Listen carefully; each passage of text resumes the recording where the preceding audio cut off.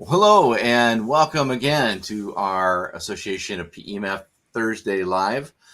I want to welcome those of you jumping on and watching us in real time. And as always, feel free to drop your comments below and we'll answer them in real time. And of course, those of you that are watching the recording of this still works the same way. If you have any questions, just drop them below and we'll get to you on that as well. Today, on our Dr. Jerry sessions that we have another special guest. She's special to the Association of PEMF Professionals because she is our vice president. And we have Lauren with us today, and I'm going to pop the magic button. There we go. And there you are. Hi, here I am. How you doing today? I'm good. How are you? I'm great. We're kind of in opposite ends of the country here. I'm on morning time and you're afternoon time. And then of course we're still at 17 countries, or do we add any more? I don't think any more recently. I think we're at 17. I think that's right. And those of you who may not know it, but there are people that in other countries, they use our educational system as well. So is there a manufacturer that's on the, I can't remember what country they're in. So we've had manufacturers use, our education for their, training their new customers. We've also had franchise distributors of PEMF devices use our education to train their employees who are selling devices as well. So the certification itself has proven to be, I think, invaluable to a lot of different people that we necessarily didn't think of. When we first started this, it was completely practitioner based, and it still is. But I think that it's really, the education piece has really expanded, and I think that is good because that's one of the parts of our mission is to educate people about PEMF. So the more we can do that, in the more places in the world, the better. So. And true to our slide, we're going to be talking about the United States Expo and State Fair regulations, and that's been a really hot topic. As you know, we had a link to where you could sign a petition to get people involved. The people that are, is it still just those 3 states, or has there been an expansion on that? Yeah, so this is sort of in addition to that, right? So the current petition on change.org, which I don't know, we can link it. I can drop it in the comments later. It's in past presentations too that we've done. So that specific petition is to request clarification as PEMF being considered veterinary medicine by the states who are interpreting their current regulations to say that. So that is specifically to state vet boards. In addition to the AVMA and the state medical associations, that's who that petition is directed towards. The state fairs and expos in the United States, each state has their own boards in each state, and so therefore their own regulations. And that includes the ability for PEMF practitioners to use their equipment on fairgrounds during a fair or an expo. So I wanted to clarify or just help people understand a little bit about these regulations, where they come from, because I think it's confusing because it is multi-layered, right? Because you do have the state vet boards who are, in charge of animal wellness and health in the state. You just made me big. Sorry, I got shocked by myself. So there are the state veterinarians who are, in charge of the veterinary boards in that state. And then the state fairs also operate as their own board, but generally both of those boards fall under a centralized department, like the Department of Agriculture, for example. So a lot of these regulations, they start in one place and then they sort of bleed through to others. And then, like I said, this is multi-layered. So it's not just about your state fair, your one state fair, having this regulation or this interpretation of what PEMF is and why it isn't allowed. There are other larger boards and regulatory bodies that are at play here. For example, the IAFE, which is the International Association of Fairs and Expos. And that is, they have members in the United States as well as Canada, I believe. I don't think anywhere else, although they are international. But so there are a lot of state fairs in the US have adopted, they are members of this association, the International Association of Fairs and Expos, and the IAFE has its own show ring code of ethics, right? And it suggests its members adopt that code of ethics. And in the code of ethics, it does not, which you can read online, it does not specifically implicate PEMF one way or the other, but it is vague enough that it leaves the interpretation open to the states. And the states that have already had, poor, I wouldn't say poor, but, issues or situations with PEMF practitioners from the vet board, those same members of the vet board, those state veterinarians are also assisting the fair boards in making their policies and their regulations. Right. So I found the link to change.org. I dropped it in our chat box for people. Great, perfect. Yeah, I think that's we have to sort of, like I said, again, this is multi-layered. I want people to really understand that it's multiple organizations and multiple people's opinions that we have to, it took a while for us to get on people's radar. I'll be honest. When I came on board in 2020, I was like, how is this not being regulated anywhere? And lo and behold, it very slowly, but very certainly is. So I think it's important that people are aware of these changing things and all of the different avenues, about how PEMF and our businesses can be impacted with these different regulators. So I have a couple of links here that you sent me. One is the show ring code of ethics PDF, and then yes, the fairs and expos. So I just wanted, people can take a look at those. The fairsandexpos.com, that's the IAFE website. And you can look on there and see if any state fair board, like any state fair that you're going to visit, you can see if their fair board is a member of that association, and then it links to that fair board. So you can, contact that fair board, figure out what their specific regulations are, if they've adopted the full IAFE show ring code of ethics, or if they're making exceptions and not enforcing, that rule specifically with PEMF or other similar modalities. Because I think it's also important to note that,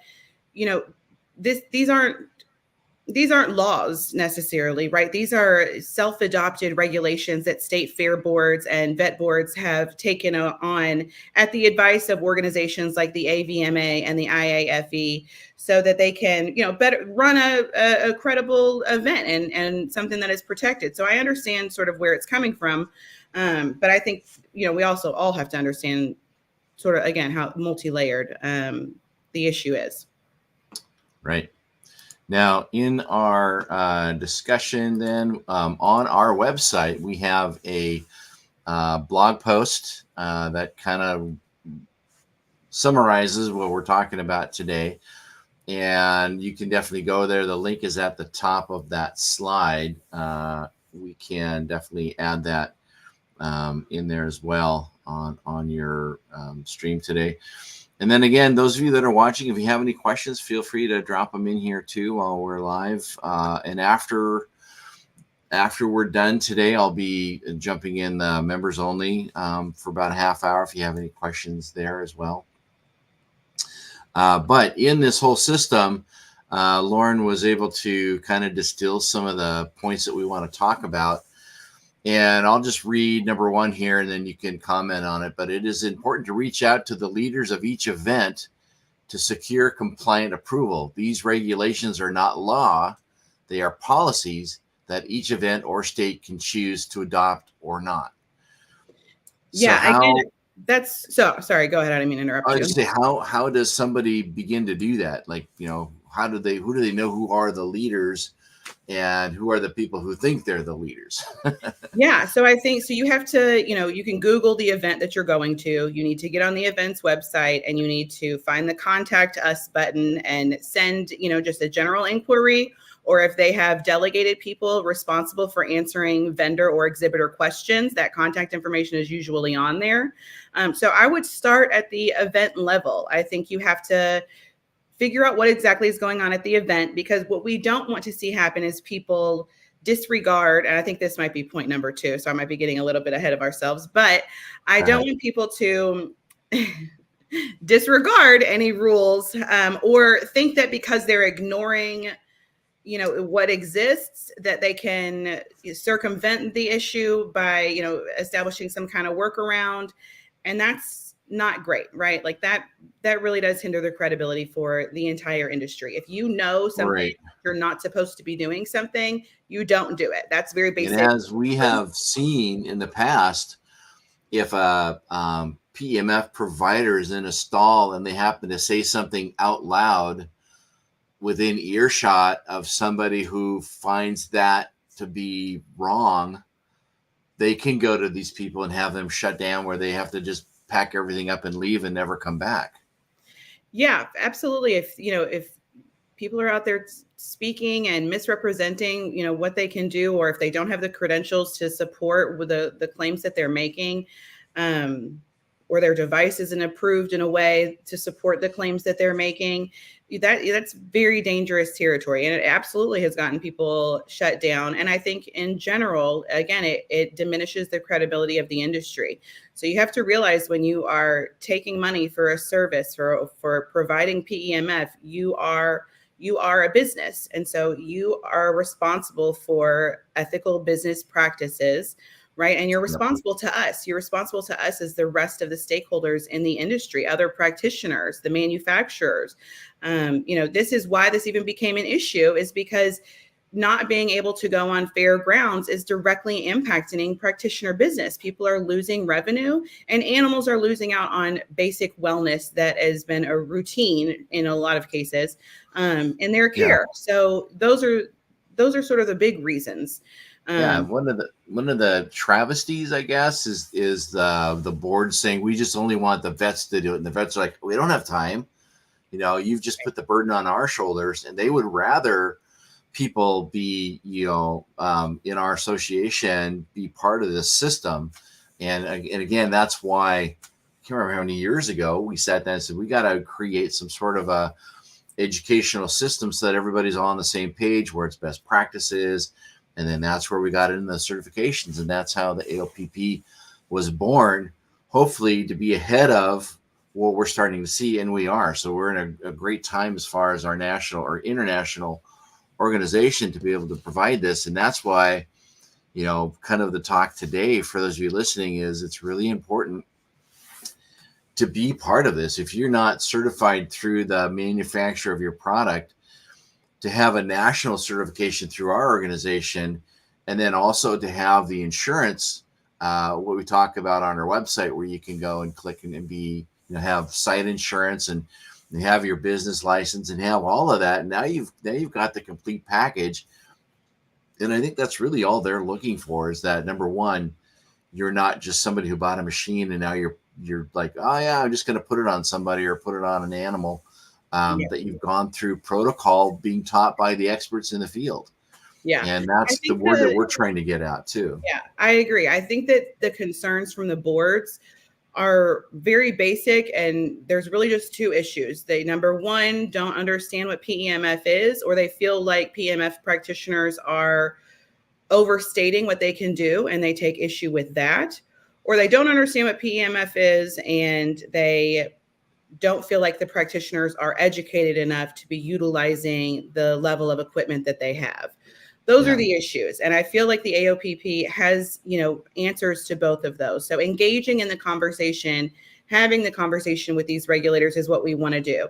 And I feel like one point that I wanted to make that maybe isn't on that list is just the importance of networking, right? Like, this is how we build a network and a coalition to help protect this industry.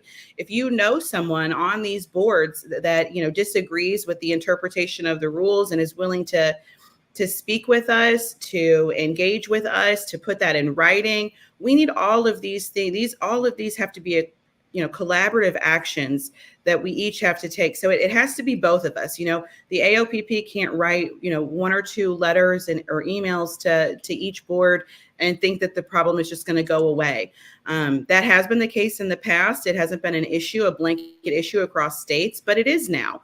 And so we need help from our members to figure out who the real leadership is, how to access them, and provide the solutions to the issues that they have with practitioners, either, as PEMF practitioners who are not licensed veterinarians, or just as practitioners who are wanting to work on animal wellness at state fairs and expos, right? There's two different issues here because there's multiple boards and regulators involved in both.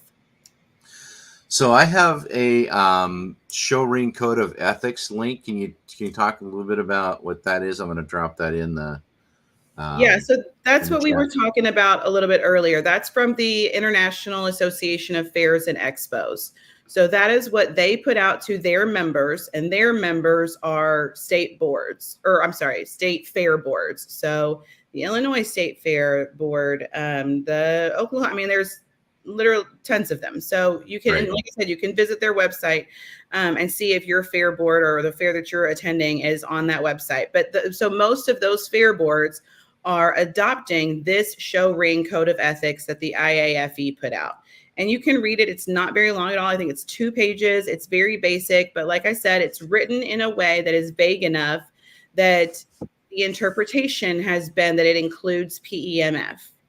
That interpretation is left open to the IAFE, but it's also left open to each individual state fair board because, again, the law doesn't require that state fair boards are a member of this international association. That's just what the state fair boards have done to, I think, streamline what they're doing and to make sure that they're, running something that's compliant themselves. So the IAFE is sort of what's behind the scenes. And so I think we need to work at both levels. I think, we've been trying to reach out to the IAFE and engage in a conversation about, would they consider reclassifying PEMF or stating PEMF directly as wellness and not as veterinary medicine, just like we do when there's an issue at state boards. But, we are one organization. We're the only voice out there right now for PEMF that's making any type of noise in this space at all. So it takes a while for us to get some traction. That's why we need practitioner help.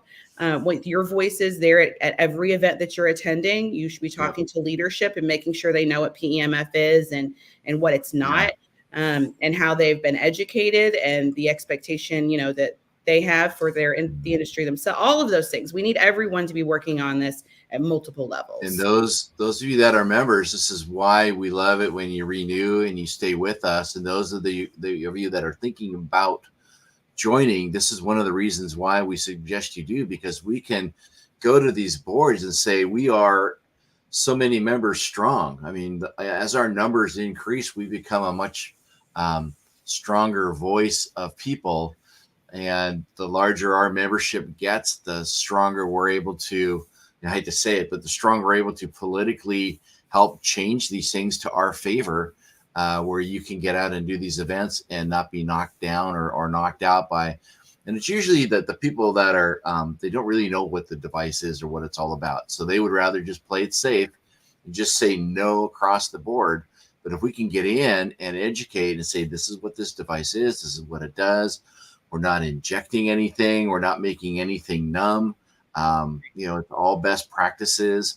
It doesn't even have to touch the animal or the human. It can be done over clothing or over a towel. So there's all of these things that can go on. Yeah, I think it's important to help educate regulators about what PEMF is, but I think it's also important for them to see the larger picture, right? They don't necessarily have any understanding or appreciation for how much this impacts their economy, like their local economy, because these practitioners are local small business owners. So when you start regulating people out of business, that impacts your local economy. And so I don't necessarily think that they understand those implications. I also think that they don't understand the implications, or maybe they do, and this is part of a larger movement that I don't necessarily understand yet.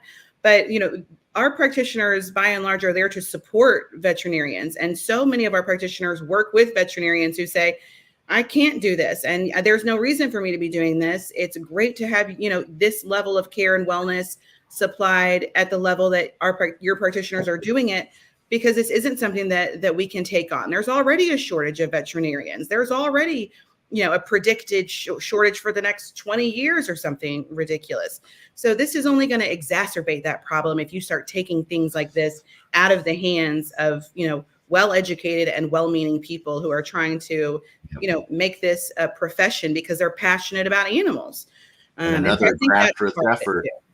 Another grassroots effort is for those of you that are working with veterinarians to have them, write a letter or to call, these boards and say, hey, you guys, we need these people. Yeah, They're educated, they're certified, they belong to, organizations that teach best practices, and they've got a code of ethics, and we want them with us, because when you put the kibosh on this, we can't service all of these people. We can't be at these events.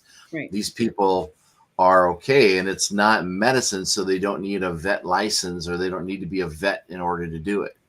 Yeah. Yeah, you kind of summed it up nicely there, I think.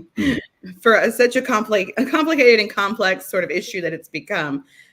Yes, that is sort of the bare bones of it, I think. Yeah. Let's see here. Do you have anything else? We're doing pretty good here.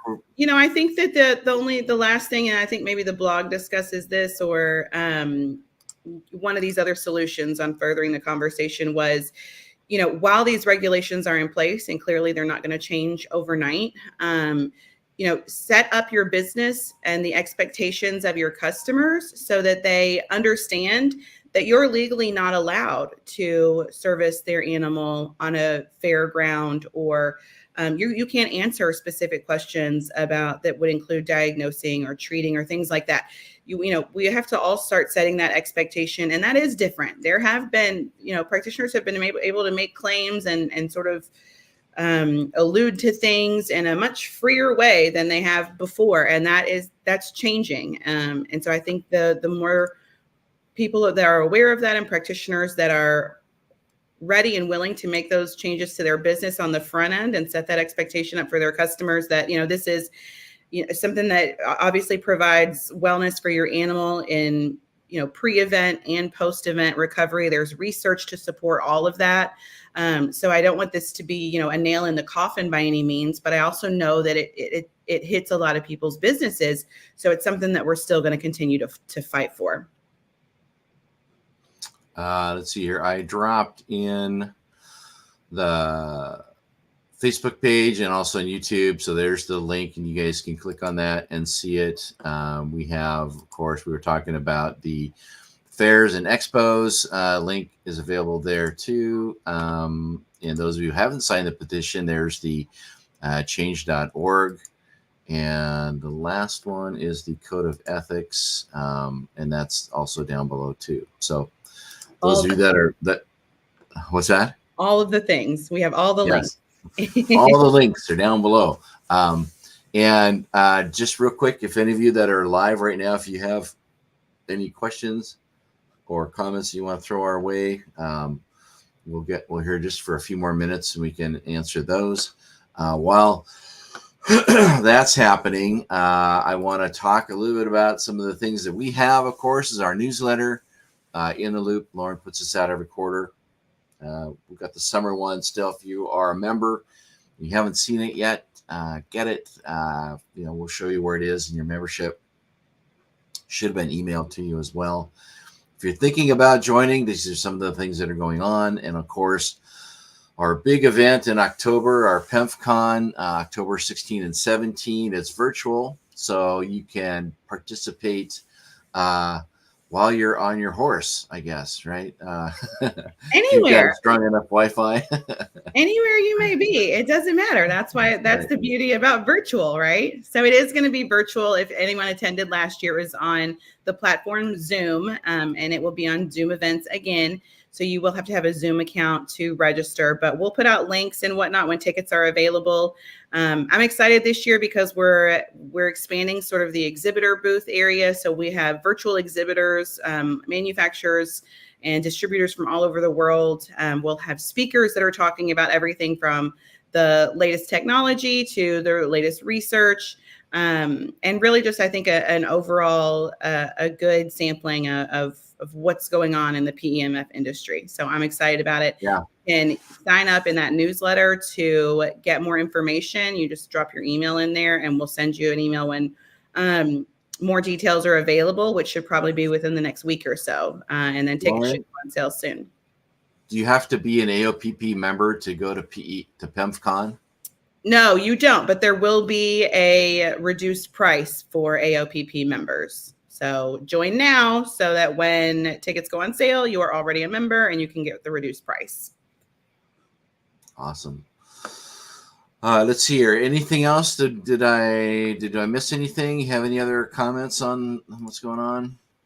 I don't think so. I think that kind of wraps it up. Like I said, I just wanted people to kind of understand where these regulations and rules come from, and some of what we're doing to combat those, and the support that we need from them to mobilize all of us so that we can affect some real change, because that doesn't happen overnight and it doesn't happen with just us working on this. But we're certainly trying. Yep. All right. Well, again, I want to thank Lauren for joining me today. And she is literally the backbone of the AOPP on the organizational side and making sure the ship runs smoothly. So it's because of her that I look so awesome in front of everybody, because without her support and her hard work, we would not be where we are today. So I just want to publicly thank you in front of everybody for Thanks, doing Jerry. what you do. And for those of you who don't know, Lauren and I, we meet every week. We talk about what's going on, and we're getting positioned for PEMFCon, which is going to be a ton of work. It's going to, I think, 10 times better than the last one, but it's all because of the work that she's doing behind the scenes. So thanks again.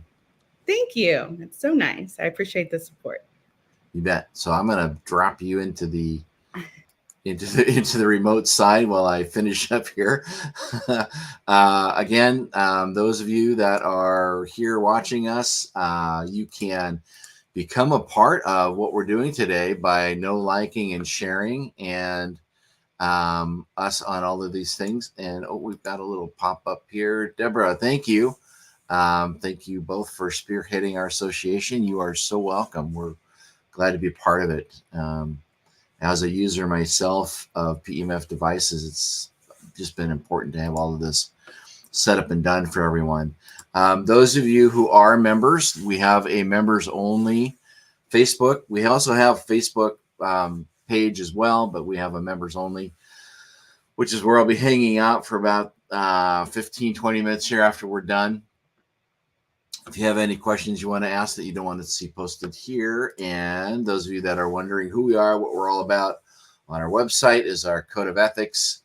It basically lays out, in a nutshell, what we're all about and how we are here to help people who use PEMF devices either on themselves or for a living, and they're branching out to grow their businesses as well, and best practices. So, which is all part of what we've been discussing on the U.S. Expo and State Fair regulations. Again, on this broadcast, this Facebook page, this YouTube broadcast are the links that you can see. And again, I want to thank you very much. Again, the bigger we are, the more political, what's the word I want to use? Power we have, as far as going out and talking to all these organizations and educating. So again, thank you very much. And we will see you next week on our next live broadcast. So thank you.